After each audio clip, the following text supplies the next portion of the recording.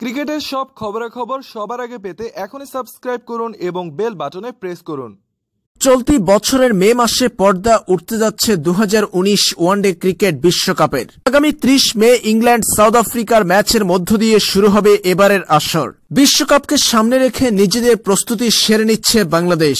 দল নির্বাচনে ব্যস্ত টিম ম্যানেজমেন্ট। এবার বাংলাদেশের বিশ্বকাপ দল কেমন হতে পারে তা জানালেন বাংলাদেশ ওয়ানডে দলের অধিনায়ক মাশরাফি বিন মুর্তজা।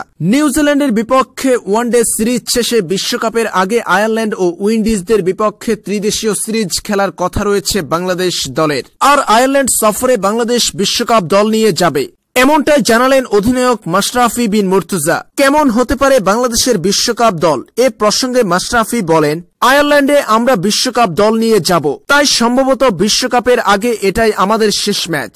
আমার মনে হয় না দলে খুব বেশি পরিবর্তন দরকার আছে। বিশ্বকাপের জন্য নিউজিল্যান্ড সিরিজের দলটাই ঠিক আছে। এই দলটি ভালো করার জন্য যথেষ্ট অভিজ্ঞ।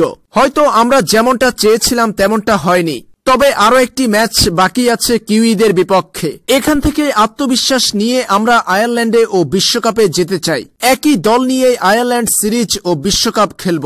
অধিনায়ক মাশরাফির কথায় সুস্পষ্ট যে বিশ্বকাপ দলে আর কোনো পরিবর্তন আসার সম্ভাবনা নেই। বাংলাদেশের এই দলটাই হয়তো ইংল্যান্ডের মাটিতে বিশ্বকাপ খেলবে।